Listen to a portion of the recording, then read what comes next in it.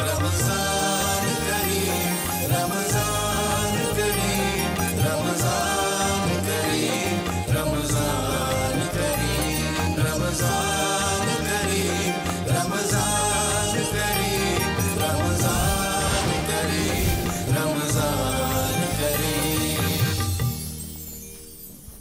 بسم اللہ الرحمن الرحیم۔ السلام علیکم ناظرین، وقت سحر ہے اور آج جو ہم گفتگو کریں گے وہ حرمین شریفین کے متعلق ہوگی، اس کے فضائل پر ہوگی۔ جیسا کہ ہم سب جانتے ہیں کہ رمضان کے مہینے میں تمام لوگ جو ہیں وہ یہ کوشش کرتے ہیں، پریفر کرتے ہیں کہ اس مہینے میں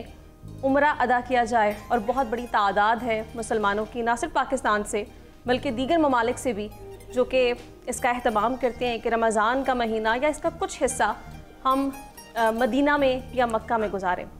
تو اسی پر گفتگو کریں گے، اس کے فضائل پر بات کریں گے، تاریخ میں اس کی کیا اہمیت ہے اس پر بھی گفتگو ہوگی۔ ہمارے ساتھ ہمارا پینل موجود ہے جس میں کسی تعارف کی محتاج شخصیت نہیں ہے، لیکن پھر بھی تعارف کروانا بنتا ہے۔ ہمارے ساتھ موجود ہیں ڈاکٹر پیر طارق شریف زادہ صاحب، اور ان کے ساتھ تشریف فرما ہے مفتی عبدالشکور حقانی صاحب۔ Welcome sir. اور اس کے علاوہ ہمارے ساتھ قوال موجود ہوں گے، علی عباس، غلام عباس اور ان کے ہمنوا۔ ان سے قوالی بھی سنیں گے، لیکن سب سے پہلے اپنے ٹاپک کی طرف بڑھتے ہیں۔ ڈاکٹر صاحب،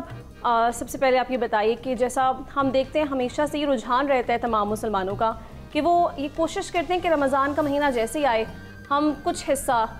مختص کریں جو کہ مکہ میں گزارا جائے یا مدینہ منورہ میں گزارا جائے۔ تو اس کی کیا فضیلت ہوتی ہے، کیا برکات ہوتی ہیں، اس پہ ذرا روشنی ڈالیں۔ بسم رب محمد کریم علیہ الصلاۃ والتسلیم۔ سب سے پہلے تو یادآوری کا شکریہ، اور ہمیشہ کی طرح آج بھی آپ نے جو عنوان منتخب کیا گفتگو کے لیے، میں یہ سمجھتا ہوں کہ بڑا ماجرا پرور اور پرکیف عنوان ہے۔ اس پر جتنی دیر بات کی جائے اس کا تصور کرتے ہی گویا جسم پورا جو ہے وہ معطر ہونا شروع ہو جاتا ہے، اور دل سے دماغ کو جاتے سارے رستے جو ہیں وہ سرکار دو عالم صلی اللہ علیہ وسلم کی نسبت اللہ رب العزت کے ساتھ تقرب کے احساس سے پاکیزہ ہونا شروع ہو جاتے ہیں۔ یقیناً یہ ایک بڑا خوبصورت عنوان ہے، اور آپ نے بالکل بجا طور پہ صحیح کہا۔ ویسے تو پوری امت جو ہے اور ہر کلمہ گو زندگی کے ہر موڑ پر ہر روز گویا اس دعا کے ساتھ، اس امید، یقین اور تمنا کے ساتھ اپنے دن کا آغاز کرتا ہے کہ کوئی ایسے اسباب پیدا ہو جائیں، کوئی ایسے صورتحال بن جائے کہ کسی طریقے سے بھی وہ اس عظیم الشان سفر پر جو رحمتوں، برکتوں، سعادتوں، سعادتوں کا سفر ہے، اس کو اختیار کر سکے، اور اللہ کی پاک بارگاہ میں جا کر براہ راست اللہ کے گھر کے اندر اپنی جبین نیاز جو ہے اس کے سامنے اس کے مقدس مطاف کے اندر رکھ سکے، اور اس کے سامنے اپنی اعلانیہ توبہ پیش کر سکے، اپنے گناہوں پر ندامت کا اظہار کر سکے، اور پھر اگلے درجے پر آئندہ ان سارے گناہوں سے، معصیتوں سے اپنے آپ کو پاک کرنے کا پختہ ارادہ اللہ کے سامنے رکھ سکے۔ اور یقیناً یہ ہر کلمہ گو کی سال بھر بلکہ پوری زندگی کی خواہش رہتی ہے، لیکن جیسے ہی رمضان المبارک کا مہینہ آتا ہے اور ہر طرف دین کے ساتھ ایک اعلانیہ وابستگی کا گویا ماحول بننا شروع ہو جاتا ہے، یہ جو خواہش ہے، یہ جذبہ ایک انتہا درجے کی تمنا بن کر ہمارے سب کے دلوں کے اندر جو ہے وہ موجزن ہونا شروع ہو جاتا ہے، اور کئی گنا زیادہ روشنی کے ساتھ ہمارے دل و دماغ جو ہیں اس کے ساتھ جڑنا شروع ہو جاتے ہیں۔ اسی وجہ سے بحمدی تعالیٰ دنیا بھر سے مسلمان جو ہیں وہ حرمین شریفین کی طرف سفر اختیار کرتے ہیں، اور خود یہ سفر جو ہے ویسے تو وہاں پر عمرہ کرنا، حج کی سعادت حاصل کرنا، اس کے لیے سفر کا اہتمام کرنا جو ہے وہ اللہ رب العزت کی طرف سے بے شمار بشارتوں کا، گناہوں کی مغفرت کا، حتیٰ کہ گناہوں سے مکمل طور پر پاکی اور طہارت حاصل کر لینے کی نوید دیتا ہے۔ لیکن میرے کریم آقا صلی اللہ علیہ وسلم نے رمضان المبارک کے اندر عمرے کے بارے میں یہ فضیلت فرمائی۔ حضور نے فرمایا کہ جس نے رمضان کے اندر عمرہ کیا اس نے گویا میرے ساتھ عمرہ کیا، اور ایک روایت کے مطابق جو شخص وہاں رمضان کے دنوں میں اللہ رب العزت کے پاک گھر کا سفر اختیار کرتا ہے اور وہاں عمرہ کرتا ہے، اللہ اسے رسول اللہ صلی اللہ علیہ وسلم کے ساتھ مقبول حج کا ثواب عطا کرتا ہے۔ اب تصور کریں کہ ویسے حج کرنا ہی کتنی عظیم الشان عمل ہے، پھر مقبول حج جو اللہ کے ہاں قبول کر لیا گیا ہو، اس کی فضیلت کیا ہو سکتی ہے۔ اور پھر تیسرے درجے پہ سب سے خوشگوار احساس کہ ایک ایسا عمرہ جو ظاہری طور پر تو عمرہ ہے، لیکن اس کی برکت، اس سے حاصل ہونے والی نعمت جو ہے وہ اس اعلیٰ عرفہ درجے کی ہے کہ گویا اللہ رب العزت کے محبوب صلی اللہ علیہ وسلم کے ساتھ قبول کیا جانے والا، ان کی معیت میں براہ راست کیا جانے والا حج جو ہے اس جتنا ثواب مل رہا ہے، تو اس سے آپ اندازہ لگا سکتے ہیں کہ اس شہر کا سفر جو ہے وہ کتنا عظیم الشان ہے۔ حجاز مقدس کے سفر کا احساس ہی اتنا خوشگوار ہے، اس کے درجات، اس کی فضیلت اسی طرح جو ہے نا وہ بالکل منفرد اور نمایاں ہے۔ آپ اس سے اندازہ لگائیے کہ رسول اللہ صلی اللہ علیہ وسلم نے فرمایا کہ میری امت، آپ کے فرمان کا مفہوم ہے کہ میری امت کے لیے 3 درجے کے جو 3 سمتوں میں جو سفر ہے، 3 نیتوں کے ساتھ سفر ہے،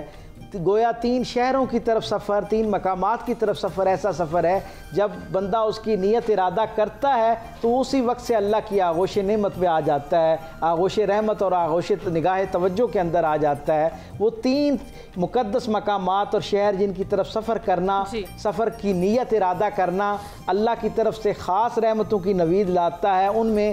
2 شہر جو ہیں وہ حرمین شریفین کے نام سے منسوب ہیں، یعنی پہلا مکہ المکرمہ کے لیے جو بندہ نیت اور ارادے سے، زیارت کی نیت اور ارادے سے سفر کرتا ہے، اللہ اس پر اس کو اجر عطا کرتا ہے، ثواب عطا کرتا ہے، اور اس کی نیت کرتے ہی اس کا اجر شروع ہو جاتا ہے۔ بالکل اسی طرح مسجد نبوی کی نیت اور ارادے سے سرکار دو عالم صلی اللہ علیہ وسلم کے پاکیزہ شہر کا ارادہ کر کے جب کوئی شخص سفر اختیار کرتا ہے تو اس پر بھی اللہ کی طرف سے اجر ملتا ہے، اور بیت المقدس کے لیے بھی جب کوئی شخص یعنی مسجد اقصیٰ کی نیت اور ارادے سے جو کوئی شخص سفر اختیار کرتا ہے تو اس کے اوپر بھی اس کے سفر کے اختیار کرتے ہی اس کے لیے گویا اللہ کی رحمتیں اور برکتیں اس کی طرف اپنی توجہ مبذول کر لیتی ہیں، گویا اسے اپنی آغوش رحمت میں لے لیتی ہیں۔ ڈاکٹر صاحب آپ نے بہت اچھی گفتگو کی ہے، اور آپ کی گفتگو سے یہی اخذ کیا جا سکتا ہے، دل میں یہ خواہش پیدا ہوتی ہے کہ کیا ہی خوب ہو کہ رمضان کا مہینہ ہو اور ہم تمام حاضرین جو اس وقت یہاں پر موجود ہیں اور وہ تمام ناظرین بھی جو بھی گھروں میں بیٹھے سحری کر رہے ہیں اور ہمیں دیکھ رہے ہیں، ہم سب ہی مکہ مکرمہ میں موجود ہوں یا مدینہ منورہ میں موجود ہوں اور عمرے کی ادائیگی کر رہے ہوں، یہ شرف ہمیں حاصل ہو رہا ہو۔ آگے بڑھتے ہیں مفتی صاحب، آپ سے میں یہ جاننا چاہتی ہوں کہ حرمین شریفین کا جو تقدس ہے وہ کسی بھی مسلمان پر کس طرح سے فرض ہے، اور کیا آداب ہونے چاہیے جب ہم داخل ہوتے ہیں اس وقت کے، ہمیں کون سے ایسے عوامل ہیں جو کہ کرنے چاہیے؟ بسم اللہ والصلاة والسلام علی رسول اللہ وعلی آلہ واصحابہ اجمعین الی یوم الدین۔ حرمین میں پہلے ذکر آتا ہے مکہ المکرمہ کا، اور مکہ المکرمہ میں داخلے کے لیے احرام کا باندھنا ضروری ہے۔ جو عمرہ یا حج کے ارادے سے جائے تو وہاں حدود ہیں جن کو میقات کہتے ہیں، اس کو کراس کرنا بغیر احرام کے یہ جائز ہی نہیں ہے،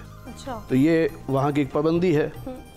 اور دوسری چیز یہ ہے کہ نبی پاک صلی اللہ علیہ وسلم نے فرمایا کہ جب تم بیت اللہ پہ نظر ڈالو تو پہلی نظر میں جو دعا مانگو گے وہ قبول ہوگی، تو اسی لیے رش زیادہ ہوتا ہے، دھکم پیل ہوتی ہے، بعض دفعہ انسان کی بے ساختہ نظر اٹھتی ہے لیکن وہ دعا نہیں مانگ سکتا، یا دعا مانگنا چاہتا ہے لیکن اس کو لسٹ بھول جاتی ہے جو لکھ کے لایا تھا، تو پریشان ہوتا ہے۔ اس موقع پر امام اعظم ابو حنیفہ رحمۃ اللہ علیہ سے کسی نے پوچھا کہ حضرت وہاں اگر موقع مل جائے پہلی نظر پہ تو کیا دعا مانگو؟ تو آپ نے یوں سمجھیں کہ دریا کو کوزے میں بند کر دیا، فرمایا بس یوں کہہ دینا کہ یا اللہ آج کے بعد جتنی دعائیں مانگوں ساری قبول کر لے۔ کیا بات ہے! تو اس میں ساری دعائیں آ گئی۔ تو یہ بیت اللہ کا ایک احترام ہے، اور فضیلت کے حوالے سے یہ بھی سمجھیں کہ نبی پاک صلی اللہ علیہ وسلم کا ارشاد ہے کہ ہر وقت بیت اللہ پر، یعنی وہ جو کعبہ بنا ہوا ہے اس پر 120 رحمتیں اترتی رہتی ہیں، اور 20 رحمتیں صرف اسے نصیب ہوتی ہیں جو صرف دیکھ رہا ہوتا ہے۔ سبحان اللہ! صرف بیٹھا ہے صرف دیکھ رہا ہے، 20 رحمتیں اسے ملتی ہیں دیکھنے پہ۔ اور پھر وہاں کا سب سے عظیم جو کام ہے وہ طواف ہے۔ اللہ تعالیٰ نے سیدنا ابراہیم اور سیدنا اسماعیل علیہ السلام دونوں کو حکم دیا جب انہوں نے بیت اللہ تعمیر کر لیا کہ وَطَهِّرْ بَيْتِيَ، میرے گھر کی صفائی کرو۔ تو اللہ کے گھر کی صفائی کوئی معمولی کام نہیں ہے، اللہ نے 2 نبیوں کے ذمہ لگایا۔ اور پھر جو بتایا کہ یہاں کون آئیں گے، سب سے پہلے ذکر کیا لِلطَّائِفِينَ، طواف کرنے والوں کے لیے، کہ لوگ طواف کرنے آئیں گے، آپ نے گھر کو صاف رکھنا ہے۔ اسی لیے علماء نے لکھا کہ جس کو اللہ یہ موقع دے کہ وہاں پہنچے تو وہ نفل نہ پڑھے بلکہ طواف زیادہ کرے، کیونکہ طواف جو ہے پوری دنیا میں اور کہیں نہیں ہو سکتا، وہ صرف مکہ معظمہ میں بیت اللہ کا طواف ہو سکتا ہے، اس کے علاوہ کہیں بھی کسی جگہ بھی کسی بھی چیز کا طواف جائز نہیں ہے۔ تو اس لیے وہاں کوشش کی جائے طواف کرنے کی۔ پھر جب ہم وہاں پہنچتے ہیں اور طواف شروع کرتے ہیں تو حجر اسود سے شروع کرتے ہیں۔ پہلا استلام یعنی اسے سلام کرتے ہیں۔ تو حجر اسود یہ جنت سے ایک پتھر لایا گیا جو یہ سفید ہوتا تھا، لیکن لوگوں کے گناہ چوس چوس کر یہ سیاہ ہو گیا۔ لوگ اسے بوسہ دیتے ہیں، تو اس بوسے کی وجہ سے گناہ گاروں کے گناہ وہ چوستا ہے اور وہ گناہ چوس چوس کے وہ مفتی صاحب سیاہ ہو یہ گیا۔ بہت امپورٹنٹ ٹاپک ہے، قطع کلامی کی معذرت کیونکہ وقت کی کمی کا ہمیں خیال رکھنا ہے۔ ابھی وقت ہوا ایک بریک کا، لیکن رمضان کریم رمضان کریم رمضان کریم رمضان کریم رمضان کریم رمضان کریم رمضان کریم رمضان کریم۔ ویلکم بیک ناظرین۔ بریک پہ جانے سے قبل ہم گفتگو کر رہے تھے حجر اسود کے بارے میں، اور یہ ایک ایسا ٹاپک ہے جس پہ جو ڈسکشن ہے بہت دلچسپ ہوتی ہے، اور اس پہ جو سوالات ہیں اور جو دلچسپی ہے وہ کبھی ختم ہونے کا نام نہیں لیتی۔ تو اسی گفتگو کو یہیں سے آگے بڑھاتے ہیں۔ مفتی صاحب آپ یہ فرما رہے تھے کہ جب حجر اسود لایا گیا تھا تو اس وقت وہ سفید رنگ کا تھا، اس کے بعد لوگوں کے گناہوں کو چوس کے وہ کالے رنگ کا ہو گیا، سیاہ رنگ کا ہو گیا۔ تو اپنی گفتگو کو وہیں سے آگے بڑھائے۔ دیکھیے ایک سوال عموماً ہوتا ہے کہ بہت سارے لوگ ایسے ہیں جو عمرے پہ عمرہ کر رہے ہیں، حج پہ حج کر رہے ہیں، لیکن ان کی پریکٹیکل لائف میں چینج نہیں آتا۔ جی ایسے ہی ہے۔ اس کی وجہ کیا ہے؟ یاد رکھیے گا ایک حدیث پاک ہے کہ حجر اسود کے سامنے سے گزرتے ہوئے جو کچھ تمہارے دل میں ہوگا اس پہ مہر لگا دی جائے گی، یعنی وہ دل میں مضبوط کر دیا جائے گا۔ اور یہی وجہ ہے کہ ہم لوگ حجر اسود کے سامنے سے گزرتے ہیں تو پتہ نہیں کیا کیا خیالات ہوتے ہیں، توجہ نہیں کرتے۔ چاہیے یہ کہ جو ہی حجر اسود کے قریب پہنچیں تو تھوڑا سا رک کر اپنے دل کو دنیا کی ہر چیز کی محبت سے خالی کر لیں، اللہ اور اس کے رسول کی محبت کو دل میں بسا کر پھر حجر اسود کے سامنے سے گزریں، تاکہ جب مہر لگے تو ہمارے دل پہ اللہ اس کے رسول کی محبت کی مہر لگے۔ جب یہ کام ہوگا تو پھر ہماری پریکٹیکل لائف چینج ہوگی، اس کے علاوہ پریکٹیکل لائف کا چینج ہونا بڑا مشکل ہے۔ ایک حدیث پاک اور ہے حجر اسود کے حوالے سے، نبی پاک صلی اللہ علیہ وسلم نے فرمایا کہ قیامت کے دن حجر اسود آئے گا اور اس شکل میں آئے گا کہ اس کی دو آنکھیں ہوں گی، یہ دیکھ رہا ہوگا، ایک اس کی زبان ہوگی، یہ بول رہا ہوگا، اور اپنے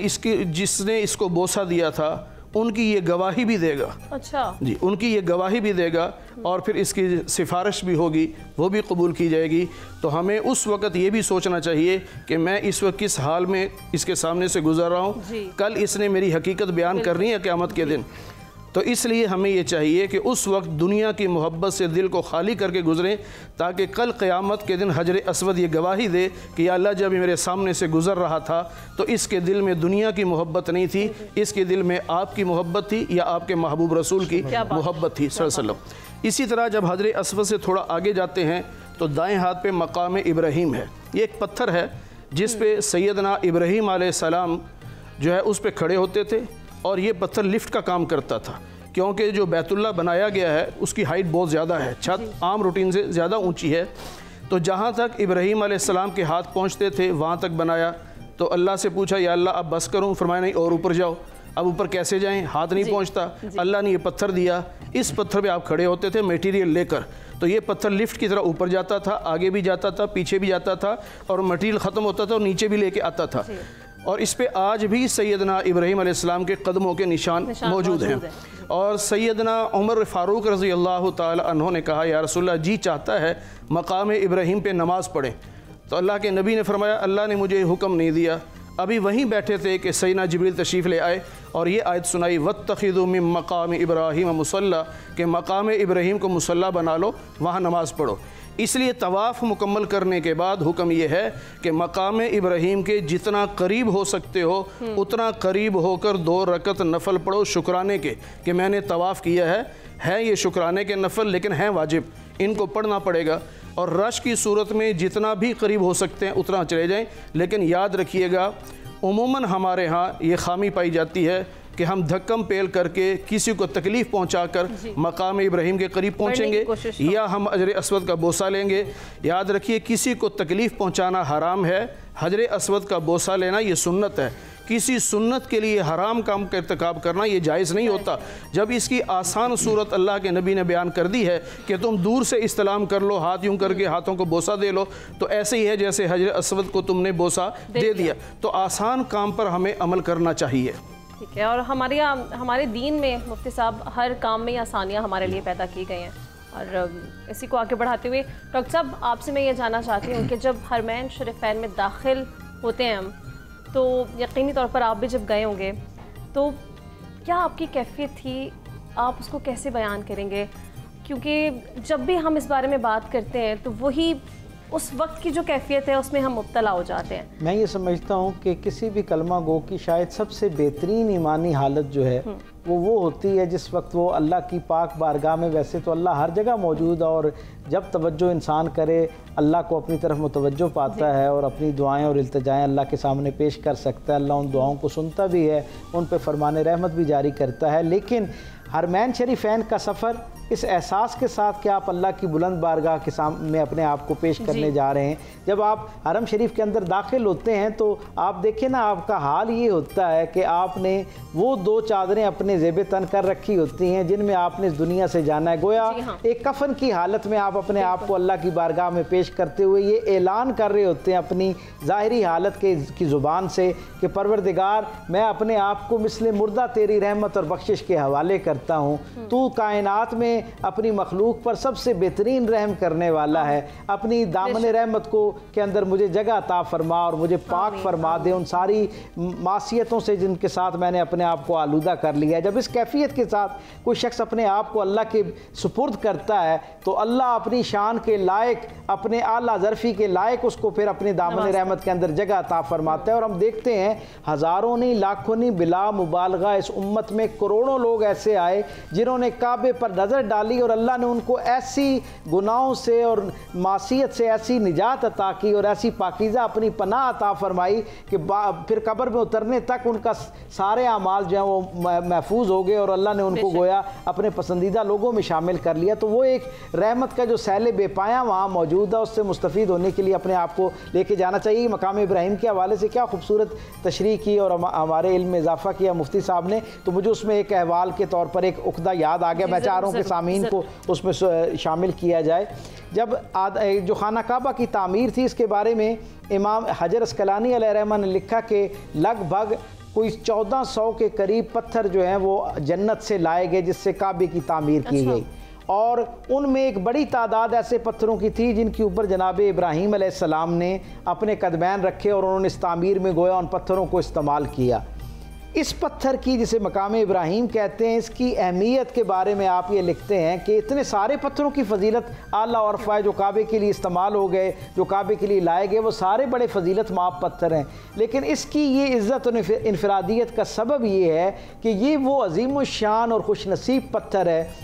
جس کے اوپر حضرت ابراہیم علیہ السلام نے کعبے کی تعمیر کے بعد یہ پتھر جو ہے وہ گویا اضافی ہو گیا، رہ گیا، یہ پتھر لگنے میں نہ آیا۔ جب یہ پتھر رہ گیا تو آپ نے اس پہ کھڑے ہو کر آذان بھی دی، تو یہ پتھر جو تھا یہ ظاہری طور پر کعبے کا حصہ نہیں بن پایا، لیکن اس کی کیا منفرد عزت ہے کہ تاریخ ہمیں یہ بتاتی کہ یہ وہ عظیم الشان پتھر ہے جس پہ جناب ابراہیم علیہ السلام نے کھڑے ہو کر وہ دعا مانگی جو قرآن حکیم کی لافانی آیت کی صورت میں ہر کلمہ گو مومن تک پہنچتی اور ہمیشہ کے لیے محفوظ کر دی گئی، جس میں آپ نے پورے درد دل کے ساتھ تعمیر کعبہ کے بعد اللہ کی پاک بارگاہ میں التجا کی کہ اے پروردگار، اب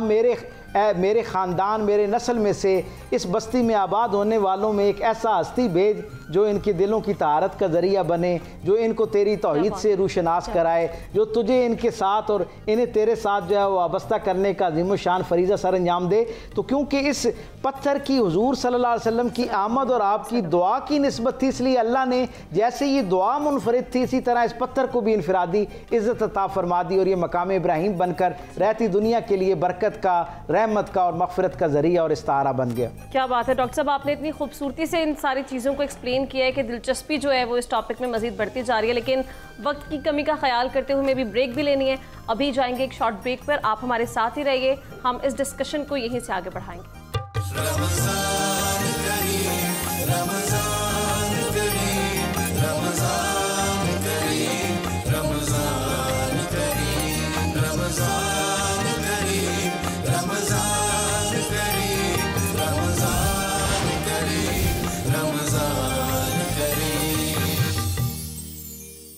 वेलकम बैक नाज़रीन। ब्रेक पे जाने से कबल डिस्कशन हो रही थी और बड़ी दिलचस्प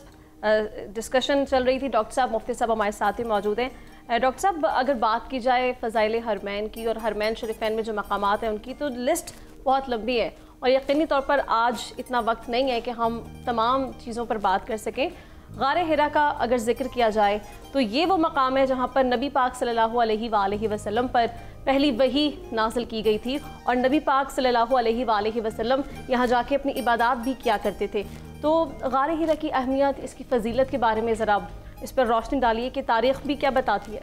गारे हिरा जो है जी, ये बुनियादी तौर पर मोहब्बत का एक इस्तारा है। और मोहब्बत भी कैसी मोहब्बत, कायनात की सबसे अजीमुल मर्तबत हस्ती सरकार दो आलम सल्लल्लाहु अलैहि वसल्लम की अपने महबूब रब के साथ जो मोहब्बत है, और वो जो राज़ो न्याज है, वो जो मुनाजात हैं, वो जो खलवत में, खलवत ख़ास में ख़ास बातें हैं, ये उसकी गवाह एक मकाम है जिसका नाम हिरा है। और डॉक्टर अब्दुल्ला एक मिस्री स्कॉलर हैं जिन्होंने मक्कातुल मुकर्रमा और उसके गिरदो नवाह पर बड़ी खूबसूरत तहकीक की। उनकी PhD PCP थी और उनकी किताबों की एक बड़ी तवील फ़हरिस्त है, असफ़ार रसूल के तनाज़ुर में भी और मकामात रसूल के तनाज़ुर में भी। उन्होंने गारे हिरा के बारे में बड़ी खूबसूरत बातें की। उनमें उन्होंने हमें ये बताया, वो लिखते हैं कि ये जो गारे हिरा है, ये बहुत सारे अंबिया और मुरसलीन के साथ इसकी वाबस्तगी है। और वो ये कहते हैं कि जनाब आदम अलैहिस्सलाम जिस वक्त अपनी तौबा की अर्ज़ी लेकर अल्लाह की बारगाह में करिया कूचा कूचा सरबसजूद हो रहे थे, तो जिस वक्त उनकी तौबा तो जबल रहमत पे कबूल की गई, उस पर बशारत उनको वहाँ मिली, लेकिन उससे पहले जिस रात उन्हें सरकार दो आलम सल्लल्लाहु अलैहि वसल्लम का इसमें मुबारक इल्का किया गया, तवज्जो आई उनको कि इस नाम की बरकत से अल्लाह की बारगाह में मैं अपनी तौबा पेश करूँ, तो अल्लाह को ये नाम जो जन्नत के अंदर अपने नाम के साथ अल्लाह ने जिस हस्ती का नाम लिख रखा है वो यकीनन अल्लाह की महबूब हस्ती है, इसलिए उस महबूब हस्ती का वास्ता देकर अल्लाह की बारगाह में अपनी तौबा पेश करूं। ये जो ख्वाब था, ये गारे हिरा के अंदर जनाब आदम अलैहिस्सलाम के क़याम के दौरान उनको गोया अल्लाह ने ये हिदायत और रहनुमाई ताकि यहाँ से वो निकले और जबल रहमत पे जाके जब उन्होंने ये दुआ की तो अल्लाह ने उनकी दुआ को कबूल फरमाया। ये गारे हिरा जो है उस वक्त से, और फिर जनाब इब्राहीम अलैहिस्सलाम की निस्बत से उन्होंने लिखा कि जब आप अपनी औलाद को जनाब हाजरा और जनाब इस्माईल अलैहिस्सलाम को वहाँ छोड़कर जब वापस पलट रहे थे तो शाम का वक्त था और रात आपने यहाँ क़याम किया। गारे हिरा के बारे में जिन लोगों को उसकी ज़ियारत का शर्फ हासिल हुआ वो सब इस बात को जानते हैं कि गारे हिरा के अंदर एक ऐसा गोया हमें एक सुराख नज़र आता है कि अगर उसके अंदर से आप झांकें तो आपको मक्कातुल मुकर्रमा जो है, खाना काबा जो है, वो पूरे का पूरा आपको उसका मंजर जो है आपके सामने आना शुरू हो जाता है। हज़रत इब्राहीम अलैहिस्सलाम रात भर मुनाजात में रह के परवरदिगार आलम, मैं इस नौज़ायदा बच्चे को और अपनी बीवी को यहाँ बेयारो मददगार छोड़ के जा रहा हूँ, उनका कौन पुरसाने हाल होगा। रात वहाँ क़याम किया, जब सुबह वहाँ से निकलने लगे तो हज़रत बड़ी निगाहों से उस सुराख से देखा तो उन्होंने देखा कि उनका बेटा यानी हज़रत इस्माईल अलैहिस्सलाम और जनाब हाजरा जो है वो वहाँ पर मौजूद थे और सेहतमंद थे। तो वहाँ से गोया आपके दिल पे अल्लाह ने सुकैनत नाजिल फरमाई और आपको इत्मीनान हो गया कि जिस रात में जो मेरा परवरदिगार इनकी हिफाजत कर रहा है वही आइंदा दिनों में भी इनकी हिफाजत फरमाएगा। गारे हिरा पर यह सिलसिला इसी तरह बरकतों का और अज़मतों का चलता रहा और फिर मेरे करीम रसूल सल्लल्लाहु अलैहि वसल्लम की ज़िंदगी के अंदर बहुत बचपन से गारे हिरा में हुजूर का जाना जो है वो साबित है। हुजूर के दादा जनाब अब्दुल मुत्तलिब से भी आपका तो मामूल था कि आप रमज़ान के महीने में पूरा महीना वहाँ क़याम करते थे। आपके परदादा हज़रत हाशिम से भी ये मंसूब था।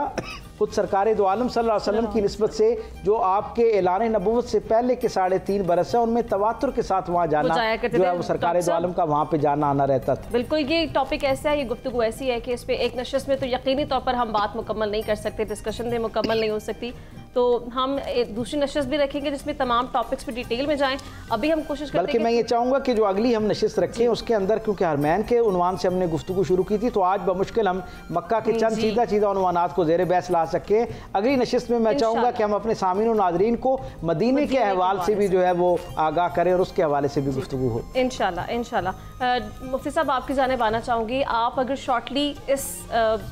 चीज़ पर रोशनी डालें कि क़िबला हकीम की क्या फ़जीलत और वहाँ पर क्या बरक़ात पाई जाती। नबी पाक सल्लल्लाहु अलैहि वसल्लम के ऐलान नबूवत से पहले मक्का वालों ने यानी कुरैशी लोगों ने बैतुल्लाह को असर नौ तामीर करना शुरू किया। उसमें ऐलान किया कि जितना हलाल का पैसा है वो देना है, हराम का पैसा नहीं लगाएंगे। अच्छा। जब हलाल का पैसा लगाया तो जितना बैतुल्लाह इस वक्त है इस पे आके उनका पैसा ख़त्म हो रहा था, जबकि काबा आगे तक जाता है। जो हतीम है, जो छोटी सी दीवार नज़र आती है और अंदर की जगह खाली है, वो भी बैतुल्लाह का हिस्सा है। لیکن ان کے پاس پیسے نہیں تھے تو انہوں نے حلال کے پیسے سے اتنا ہی تعمیر کیا اور نشاندہی کر دی کہ پتہ چلے کہ کعبہ وہاں تک ہے. لیکن اس میں حکمت یہ تھی کہ بہت سارے لوگوں کی حسرت یہ ہوتی ہے کہ بیت اللہ کے اندر جا کے عبادت کریں. اب جو پیسے والے ہیں یا عہدے دار ہیں بڑے بڑے وہ تو جا سکتے ہیں, غریب تو نہیں جا سکتا. اللہ نے اپنے محبوب کی غریب امت کے لیے یہ بہانہ بنا دیا کہ ان کا پیسہ وہاں ختم کر دیا اور بیت اللہ کا دوسرا حصہ اوپن رہنے دیا تاکہ ہر غریب حتیم میں جا کے نماز پڑھے اور اس کو وہی ثواب ملے جو بیت اللہ کے اندر نماز پڑھنے کا ثواب ہے. ہم سمجھتے ہیں کہ حتیم الگ ہے, بیت اللہ الگ ہے. نہیں, بیت اللہ کا دروازہ اگر وقت کے بادشاہ کے لیے کھلتا ہے تو غریب اس سے زیادہ خوش نصیب ہے کہ حتیم کا دروازہ اس کے لیے ہر وقت کھلا ہوا ہے. سبحان اللہ. ڈاکٹر صاحب, مفتی صاحب, آپ دونوں کا بہت شکریہ. وقت سحر جو ہے وہ بس اختتامی مراحل میں داخل ہو چکا ہے, تو میں آپ سے اجازت چاہوں گی. انشاءاللہ اللہ نے چاہا اور زندگی رہی تو آپ سے افطار ٹرانسمیشن میں ملاقات ہوگی. ابھی آپ اجازت دیجیے اور اپنا بہت سارا خیال رکھیے.